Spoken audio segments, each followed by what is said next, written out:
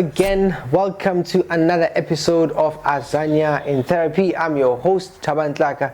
Today, another special guest, a wife, mother, teacher, co-author to one of the best selling books in South Africa right now. Please welcome my special guest today, Lebogang Xolwana. How are you? I'm well, thanks. How are you? I'm good. Finally having a sit down. Right? Yes. And but otherwise, how do you feel since co-authoring the book? You know, how is it doing? How are you feeling? The book is doing amazing. Yeah. Very proud of all of us. Yeah. Still a bit surreal, I think. Yeah. It's a book. But it's wonderful. Yeah, I like the story behind the book. You know, I like how we all came together, contributed a chapter. You contributing, you know, my chapter is about writing the story of your life. You write about parenting. Yes. And that's what we're going to be, you know, delving into, talking about. And so, as I asked the previous guests, why that topic? Why parenting? I mean, we had a choice, an option to write many things. You chose to write about parenting.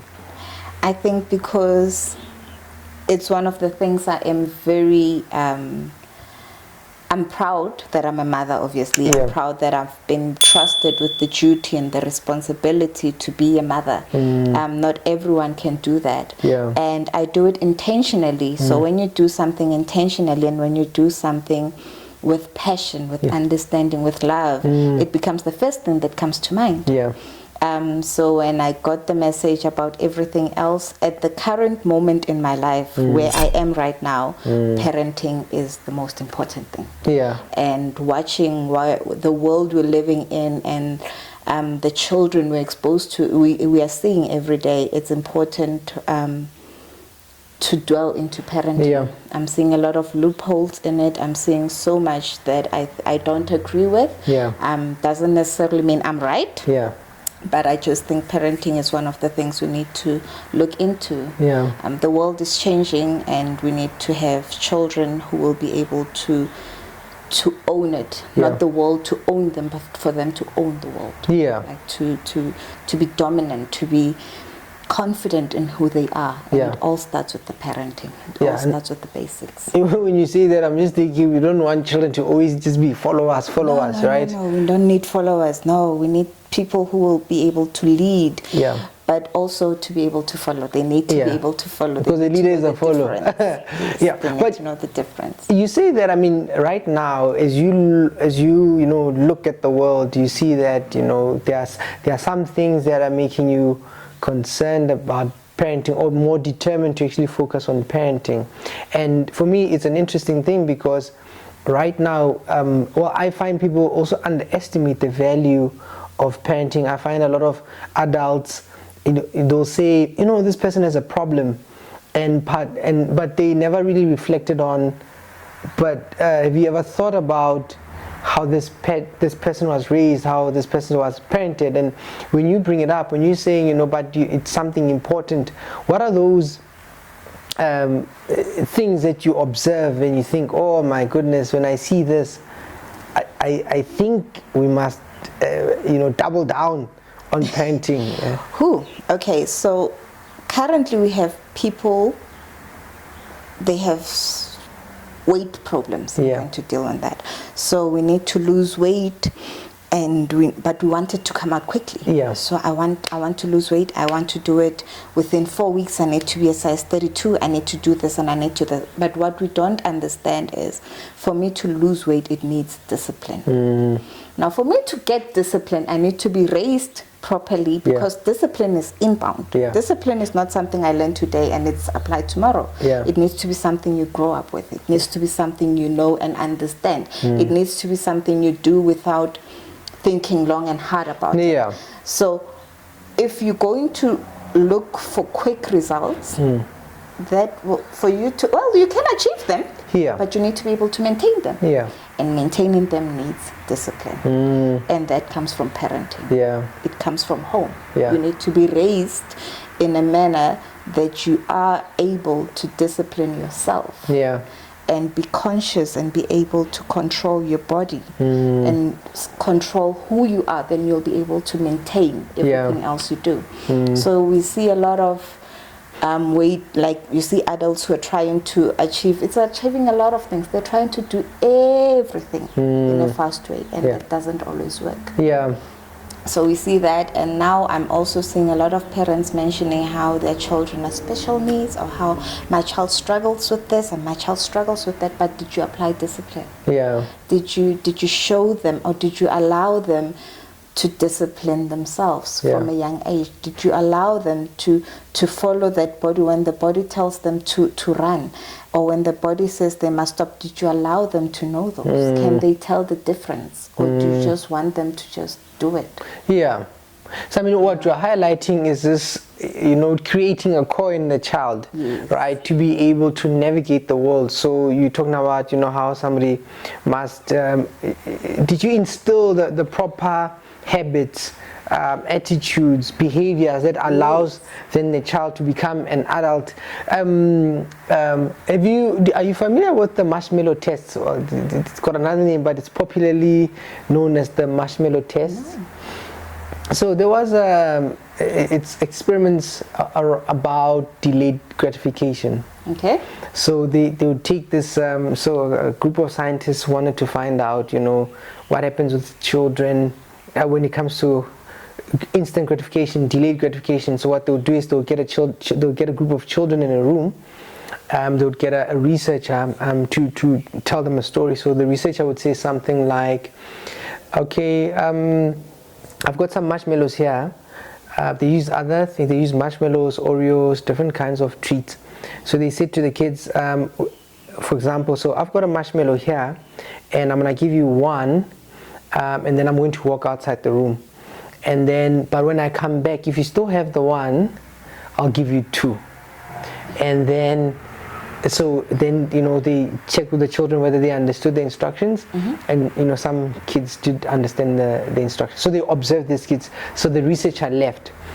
Some kids just looked at that marshmallow, 3 and 4 year olds.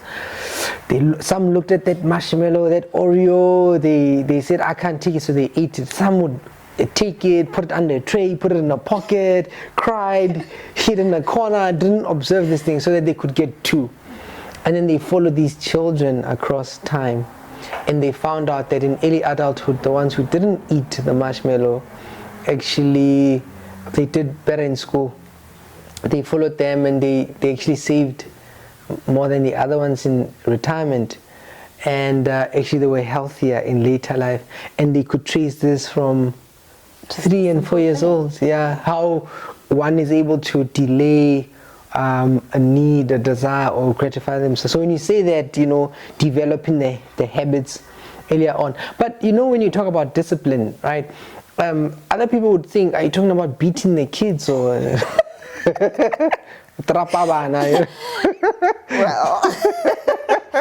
growing up, we're told that's how you discipline a child. Going to the marshmallow test. So my kids don't have sugar at all until the age of 2 at least. But also because I need them to know how the body feels without sugar. And how the body feels after sugar. And obviously with time you'll be able to tell, do I need this thing in my body, or do I not need this thing in my body? So raising my daughter, she didn't have sugar until she was 2. And then I remember when we came back to South Africa, and we went into Pick and Patch, I got like one of the grocery stores.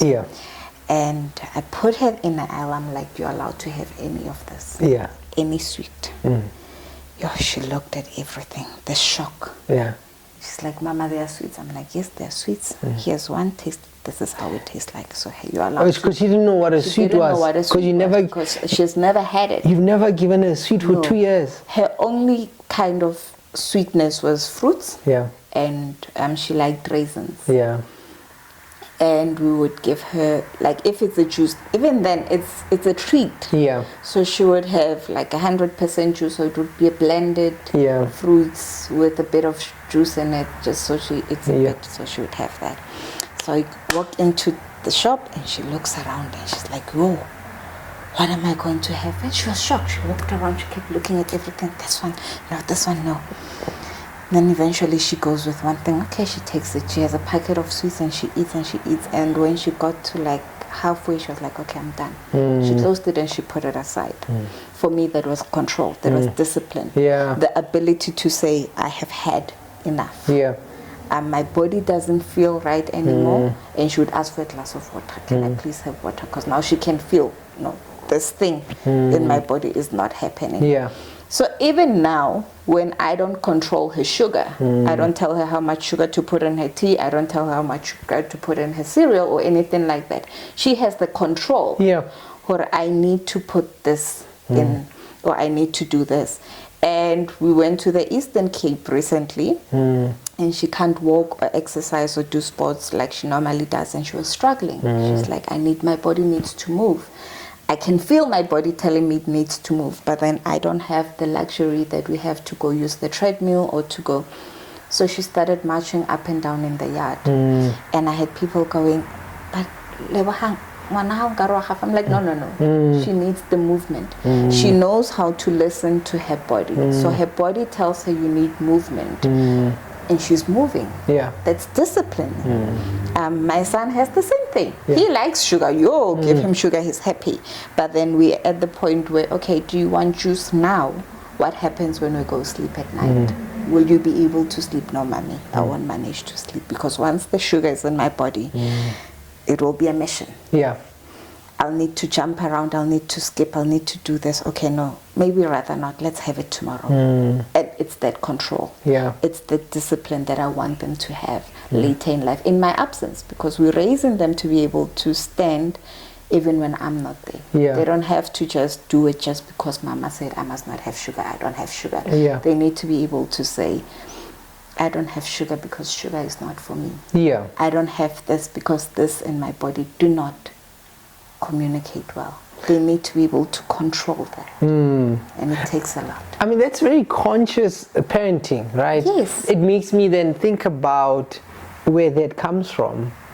How come you thought of that? Because people parent the way they were parented, but in the way that you're approaching, you said something interesting. You said, you talked about, okay, follow us, lead us, but it's like in your mind you have this idea that there'll be a time when you're not around, and you want to make sure that your children have learned the right lessons to be able to carry on. But that sounds like you reflected on it. Is it something from your training? Is it something that you experienced? Is it something that you read?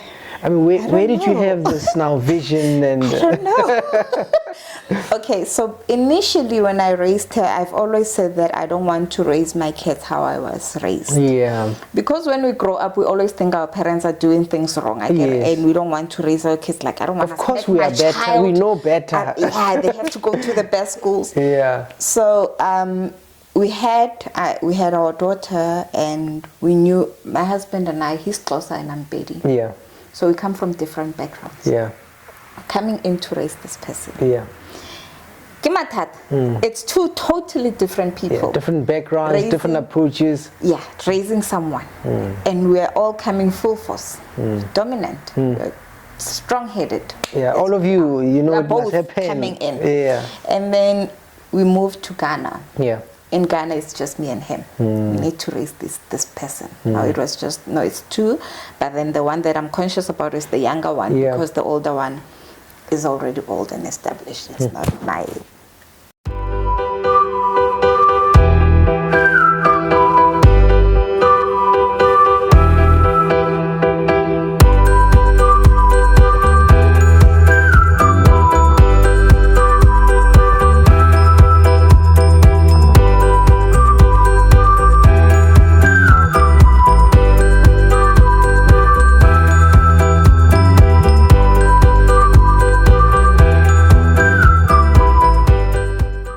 So, okay, we're raising my daughter, and I'm like, okay, I need her to do this. I need her to be independent. Like I already had, and that's why I mentioned that we are trusted with children for a reason. I believe God already instilled that in me, where you need to raise her to be like this. I believe it was not just me, it was also God-led in a way. Yeah.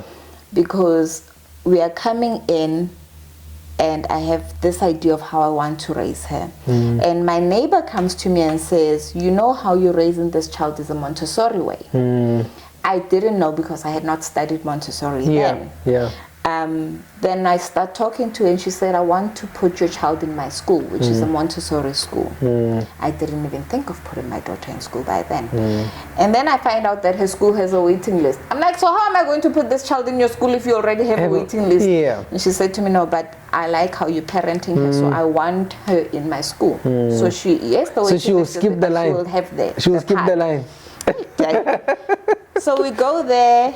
We go into the school. The school is very strict. It's Montessori school, so they are saying if you want to put this child here, you need to raise her in a Montessori way at home. So what we're instilling at school has to be done at home. So we have to attend lessons. Before you enroll the child, shall we go for classes? Parents go for classes. We went in, we listened, we learned how when you go and drop the child off, this is how you're going to drop her off. When you come and pick her up, this is what's going to happen. This is how you're going to wait for her.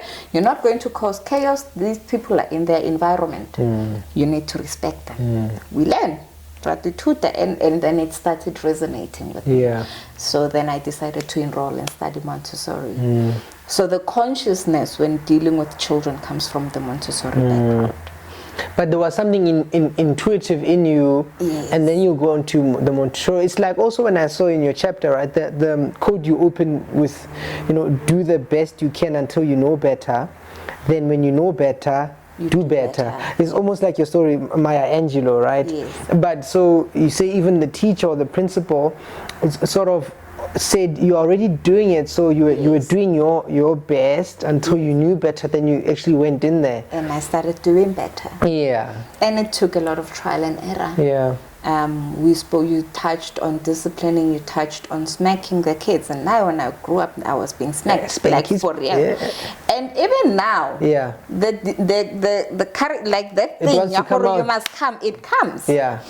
And at sometimes it comes and I have to implement it, because at some point I would be like, okay, why am I smacking this child? And then sometimes it would be like, okay, well, now you are pushing my boundaries. I have been telling you the same thing over and over again, Mara, you don't want to. And I have very smart children. They can narrate. You ask them, what did I say? You said 1, 2, 3. Why? Because. So why are you doing it? Because, mommy, the desire in me. Now he's using my own words against me. He says I must do it. And then I'm like, okay, so we need to come back and reflect. So am I going to smack you for the desire in you? No, Lebogang, step back. So it comes. It's not something that's why I'm saying it doesn't mean I'm right. It's not something that just goes away. It's how we grew up. I mean, it's ingrained. I think it's how many of the things that we do, I think we underestimate how ingrained they are. They come naturally, right? I mean, I remember, I've got little girls, right? And the other day, there was a boy who keeps a little boy. He came and he was standing there at the gate, and he was, I don't know if it's the way he was looking at my girls, something inside of me, something inside of me was like, hey guy, but then I think, no, but this is a child, because I wanted to say something. But then I think, this is like what my parents would have done, Yes. But I get you. So we will, we are driven to do those things. But for those who don't know what Montessori is, just the idea, do you want to break it down? So Montessori comes from a lady called Maria Montessori. Was she Italian or? An Italian lady, and she was like an OT, I think. Yes, not an OT. She was a medical doctor actually, but then she couldn't practice because she was a woman. And then she was put with special needs kids. That's why you see I focus on special needs children. And she said, if these children can do it, imagine what can happen with the other children. And that's why I think that's where my love also for special needs comes in, because I always think if these children are written off and you focus on them and you help them be the best versions of themselves. Imagine when you have someone who is not written off and you instill the same thing. What are we going to get there? It's amazing. So that's where the love in Montessori also encourages a lot of independence, which is something I've always loved. It also instills discipline, a lot of discipline. You know, in a Montessori class, there's only one thing, one of everything. So there'll only be this one cup that we're all using. So you must wait for me to finish before you come and take it. And it takes a child so much for them to learn. I must wait for you to finish first. I must respect that. I must, so I can either wait here for you to finish, or I can go do something else. Go to a different station. It's that desire, it's that control. It's amazing. And everything is self-correcting. So if they don't do it right, it will not fit. Then they have to do it again. They have to keep repeating. It's that repetition. You're talking about more the exercises. Yes, it's more repetition. It's amazing. They sit on the floor. They sit on the floor. They cross their legs. They have a space. They learn to control their space. They learn how this is the way I'm supposed to work, so my things don't just go all over. I work in this space. And they work in that space. And I also like, you know, with the Montessori, I like when you say it's self-driven. I like that, you know, because the way the classes are set up is like, I think they have different stations, and the teachers allow the child to go pick something, and they follow. You follow the child's interest. You follow the child. I like that the idea that you also teach children not like you mix the age groups. Vertical grouping. Vertical grouping. So which is nice, because I mean the weird thing is that we spend, like if you're in school, you're always spending time with people who are the same age. But I think that sometimes can limit you if you are, in terms of thinking, because we're in the world of work, that's not how it is. You're not always with people the same age as you. You are with, you know, of course, with kids, we have to watch out for certain things, but I can see how it helps. It helps a lot. Developmentally, Yes, because when you have a child who is, let's say now we're moving Montessori primary and not just preschool. When we have a child who is who's mathematically inclined, and this child is 7 years old, and they can do maths for grade 3. Mara, because they're in a class here, grade 1. They say you stop here. You stop here. You wait for your peers. But in a Montessori class, they can do that work up to grade 3. And if they want to go beyond, they can. And then the teacher's responsibility now comes to swift them into the other aspects of the curriculum. So they were like, okay, no, you love maths. Do you know maths can also apply in English? Do you want to see how we can do maths in English? So now we're moving them into the language spectrum. Then, don't you want to measure the world? Let's say, imagine if this globe is all of us in. How big is it?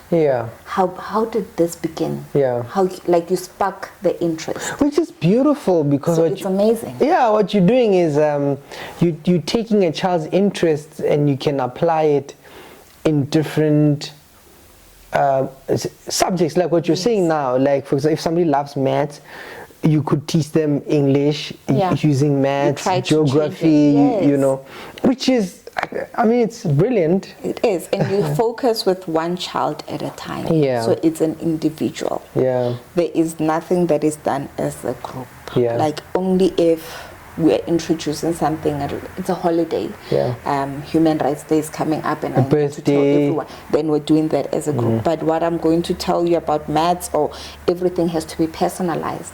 So if you learn with touching, everything we're going to do has to do with senses. So we're gonna touch and fiddle, and some people have to listen. So I must come prepared with my story. So you can learn, because when you're an audio learner, or if you are, now my brain just froze. My teacher brain just went out.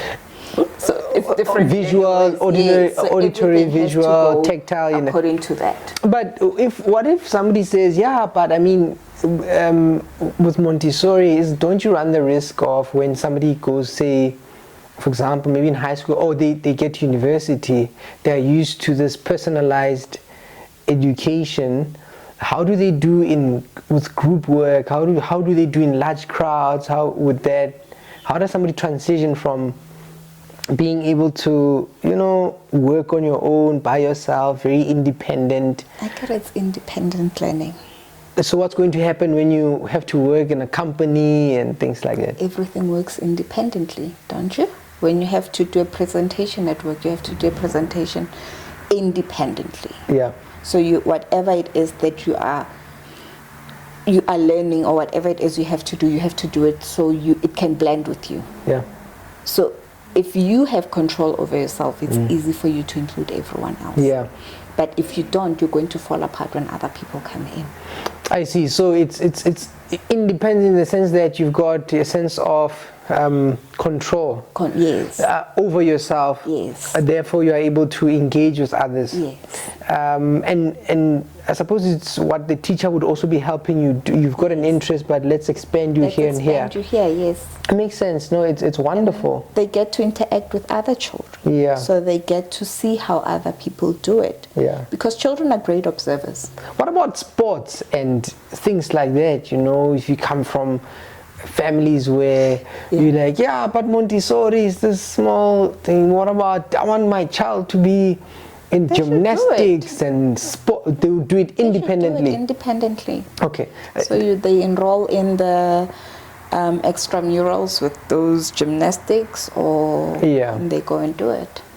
But it sounds as if the parent must be involved a lot. Yes, that's why I said in the beginning when we did Montessori, they said whatever that is done at school has to be applied at home. Yeah. You need to be involved. Yeah. And if you're not involved, Montessori will not work for you. And what are your thoughts on, when you're thinking about parenting, disciplining, what do you think about, well, people say homeschooling, other people say, no, I don't like that word, I like privately educated. What do you think about privately educating your children, whether you are doing it or you're getting professionals to come to your house? I think children need to interact with other children. Not adults. It's very important. Adults, you're going to do, Mara, we need to know. The beauty about being in a Montessori classroom is that children get to observe how other people are doing it, how other people are functioning. And they learn from that. So they will see someone throwing a tantrum, even though your child doesn't throw a tantrum.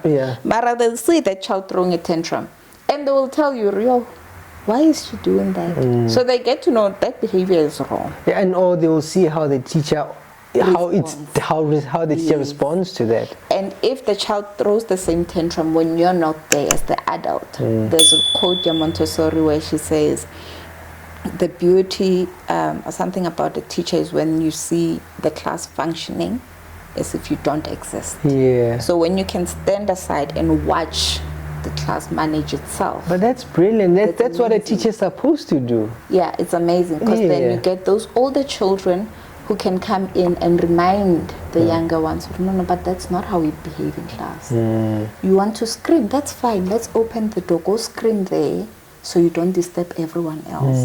Okay, now you can come back inside. Are you feeling okay? And the younger one's like, yeah, I'm cool. And the younger one knows, where at some point, I will be that one that can tell someone else to go and scream outside. It's the beauty. It's amazing. Wow. So they need to see and interacting with other children is important. Yeah. It's part of their growth, and there are certain things that you don't see as a parent. Yeah. And they will bring it to your attention because they have seen it somewhere else. Yeah. Then you get to instill what you need to put in. Now, what if somebody says, outside of Montessori, Lebo, I hear you about this discipline stuff, right? Yeah. Hey, but our government is trying to teach our kids things that I don't subscribe to, Like what? There are ideas and ideas about what you can hide from your parents, what you can do with your body. I don't want my kids exposed to that, Have you heard that? Have you had, parents? What are your thoughts on that? Whatever the government says happens and stays with the government. Yeah. When we come into my household, you're coming home. Yeah. what's in here is our safe space. But they say kids can do things without telling you. Yeah, Mara, your children must know that they can trust you and they can talk to you. Yeah, but the teacher said. It doesn't matter. Your relationship with your child is more important. And if you're able to talk to them from the onset, from the beginning, they will be able to talk to you. Yeah. And they will know who not. You know, it's also discipline. It goes back to discipline. Summoned by greater and lesser pleasures, a man decides daily between dirt and treasure. The visionless ones only stand to fall, but brave are they that heed the core fight. Persistently superior and lesser loves whisper, but safe are they that recognize danger. Victorious is the man who learns to master fire, so learn, dear sir, learn to stand for truth in fire.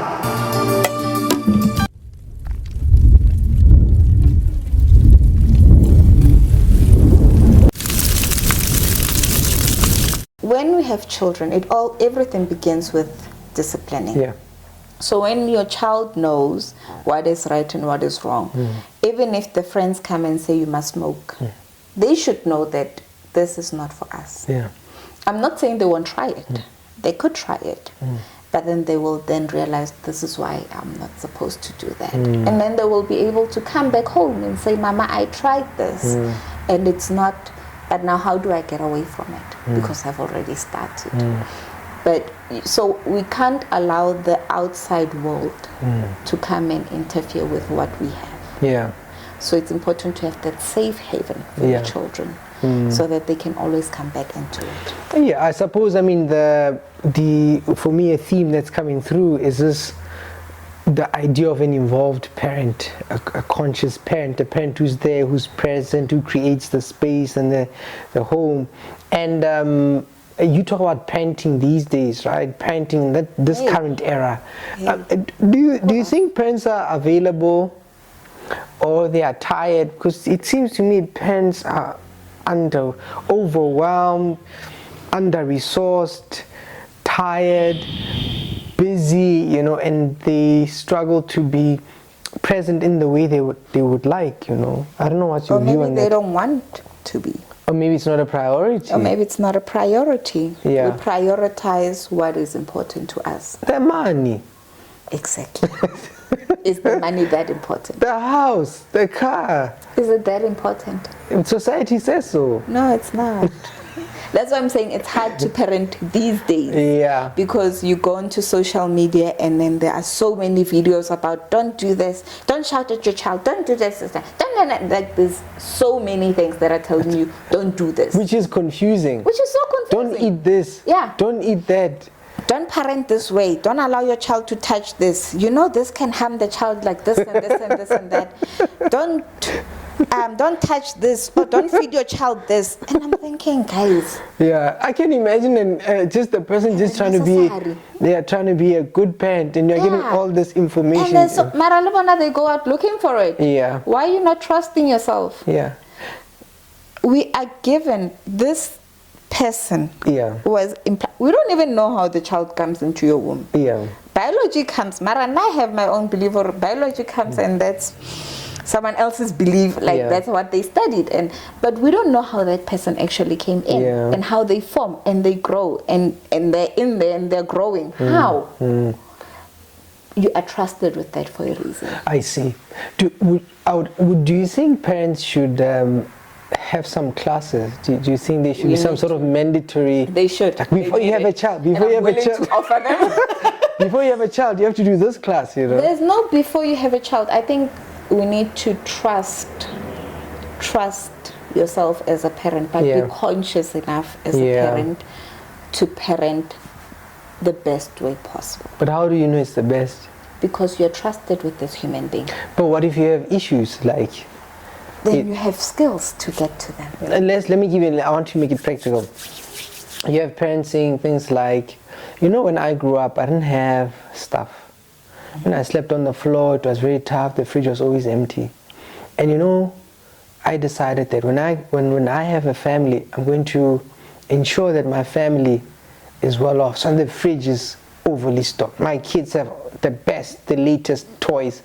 And in a way, that a person's trying to correct what they lacked, they almost overcompensate with their kids. Then they must come to you first. Yeah, but I'm saying, so my question becomes, how do you know? Because somebody could think that, wow, I'm doing such a great job, but whilst they are trying to heal their own wounds with their children, they must come for therapy. But how would they?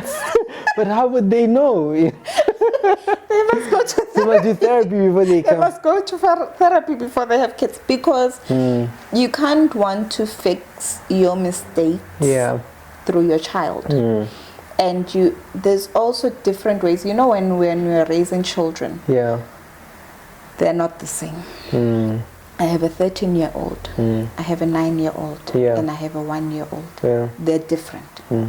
Regardless of being from the same people, regardless of being raised in the same household, they are different. They are individuals. I like that. They are not the other one.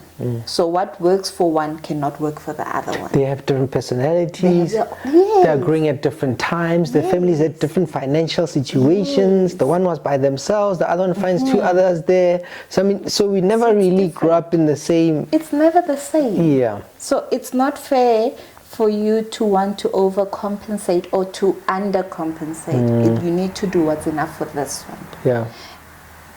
But as a parent, you should know what's enough. Yeah. There's that voice that comes that tells you, yeah. You need to be able to listen to that. Yeah. My husband comes from the Eastern Cape, which is the villages. Yeah. I come from Mamelodi, which is the townships. It's different eras. Yeah. But we need to make it work. So for me, I say his desire, his motivation to do better, to be the best version of himself, should be instilled in our children. They should know, the house we're living in is not ours. It's our parents' house. We need to strive to get our own. It's their inheritance. If we decide for when we are pensioning, we want to sell that house, we should be able to. And go live in a retirement home and be like, so guys, when are we coming to visit you? Did you see the case of the lady who was trying to sue her parents for bringing her into the world? You're kidding. We're being sued now. Now she's got the burden of having to take care of herself. I didn't see that. I mean, it's just interesting times. But maybe, if we're landing our plane, right? What would you say in your experience as a teacher and a parent? What are some of the things you wish parents knew generally? Like, okay, as far as parenting, think about these things. I wish parents knew. I wish before I had kids, I went to therapy first. And I healed. Because once you heal, and remember, healing takes time, but then that ability to know that I'm on my way there. Will make a huge difference when you have children. Trust yourself and be conscious about what you're doing. Trust that you're given a task and you are able to execute it, because you can't be given a task that you don't know how to do. You have the tools to be able to do it. But also remember, bana ba Tlaka are not my kids, and my kids are not your kids. So what will work for my kids might not work for your kids. But we thought it takes a village. No, the village applies on other things. It applies on other things, not this one. Not parenting. It does, but it takes a village in a sense that there has to be a solid foundation, a certain understanding for the village to be able to come in. The village will come and say, she can't be wearing mini skirts at 11 years. My thinking is she must wear them, because otherwise I'll have an adult in her 30s apara the mini skirt. I'll the face of the mini skirt is long gone. Now she's a parent and she's competing with her teenage daughter because she didn't get to go through that. So I believe let them go through it, but guide them through it. So the village will say, don't wear this outside. I would say, wear it. But don't go there when you're wearing it. Wear it here. It's that foundation that has to be solid. Would you explain why not going there? Yes. Okay. Because the reason the village is telling you to not wear your miniskirts there is because we have people like this. There's a crocodile there, a lion and there. There's a vulture. Waiting there. Yeah. And the vulture is like this because the vulture was not taught properly. Yeah. Or maybe the vulture didn't have females at home and they don't know how to behave. Yeah. They don't know how to control their body because the vulture is also growing. Yeah. And it's going through this. And when you come like this, the vulture becomes attracted. So we're not saying the vulture is wrong. We're not saying your dressing up is wrong. We're just saying let's try to accommodate each other. Yeah. Wonderful. And maybe the other thing is special needs. Any thoughts for parents, you know, who have children who have special needs? Because I find that people struggle, you know, when you want to be a parent, you've got these dreams, these plans, and you think your child is going to do this and that. Then you realize, but maybe your child needs a bit more attention, and people don't know how to respond to that. Then they need to inform. They need to get information. Special needs children. Yeah. Even though we're saying get information, they are not. We never get children who are identical. So we'll find one child who struggles with this, and so it's hard to say this is how you deal with them because they're individuals. Yeah. So you need to understand your individual child and deal with that specific symptom that you are struggling with, and then take it from there. It's one step at a time. Yeah. There is no one size fits all. Yeah. It can't be. Yeah. Because they are unique. They are never the same. I mean, the idea I get is that, I mean, we need to slow down as parents, right? Be more present, be aware, be intentional, you know, have a vision, have a plan, get help where we need help, get support where we need support. But otherwise, to not doubt that we can do this. That if God has blessed you with a child, there's a reason, so to not be afraid. Yes. It's when I hear you sort of, and trust yourself. Trust yourself, trust your partner. Trust that what we're doing together is a success. And when you have a vision, don't have a vision for a child, a vision. No, don't create a dream for the child. Yeah. Your vision must align with the child's vision. Yeah. It must be Which realistic. goes to why you watch them then. Yes. Yeah. It must be realistic. So if we're saying that this child struggles with this, you can't expect them to be a master at it. Yeah. You know, help where they need help.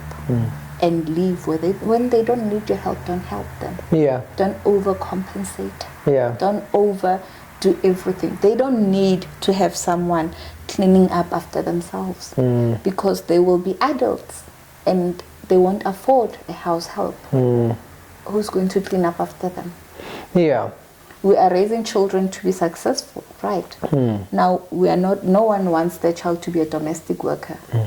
So if your child doesn't know how to clean up, where are they going to get a domestic worker from? Because everyone will be successful. Yeah, well, unless they own the company, you know. And then someone has to clean. I mean, it depends. I suppose it depends. It depends. I think as far as jobs are concerned, it depends on how you look at it. I mean, it's like, I like making the example of if you're working with toilet paper. Yeah. Right? But if you own the toilet paper company, okay, you are sitting well, you know what I mean? So I suppose what you do with the job, I think, I think, but more importantly, what you're saying is, you want to raise children who are able to take care of themselves. Yes. That they are not a problem if they visit somewhere or they have a relationship with somebody, that they are able to be responsible, look after their own space. And as you parent, that's what you want to prepare. That's what you're aiming. Yeah, this is lovely. Yeah, we're aiming to have the best versions of themselves. Best versions of themselves. I like that. So when you said that, I said yes, I agree, because I think very often we want to live our lives through our children. Yes. You will study this because maybe I didn't, or because I liked it, and you want to push them in that direction, and they become very frustrated, which makes us also have to reflect on why we have children in the first place. Why? Because sometimes you want to close a gap, sometimes you want to not be lonely, sometimes we feel time is running out. Yes. And so I appreciate the idea about being very conscious of what it is that you're trying to do when you parent. What is your aim? What is your aim? With everything. Yeah.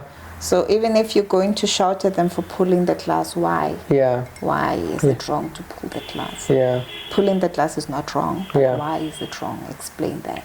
Yeah, which means be present, go slower. Be conscious. Yeah, do not be in a hurry. No, don't rush. Yeah. Don't rush. Any last thoughts? Sure, I speak too much. No, but be conscious, be intentional when you're parenting, when you're raising a child. Yeah. Remember, you are not in charge of their future. They are in charge. When you do the best you can. Yeah. Until you know better. Yeah. When you know better, you do better. Yeah. And they also need to be able to do that. Apologize. You need to know how to apologize to a child. Remember, we make mistakes. So they can also learn and they can also apologize. Yeah. And grow and be the best versions of themselves. Raise a child to be the best version of themselves. Not what you want them to be, Yeah. what they are and who they are. Yeah. Yes. Thank you very much. Thank you for having me.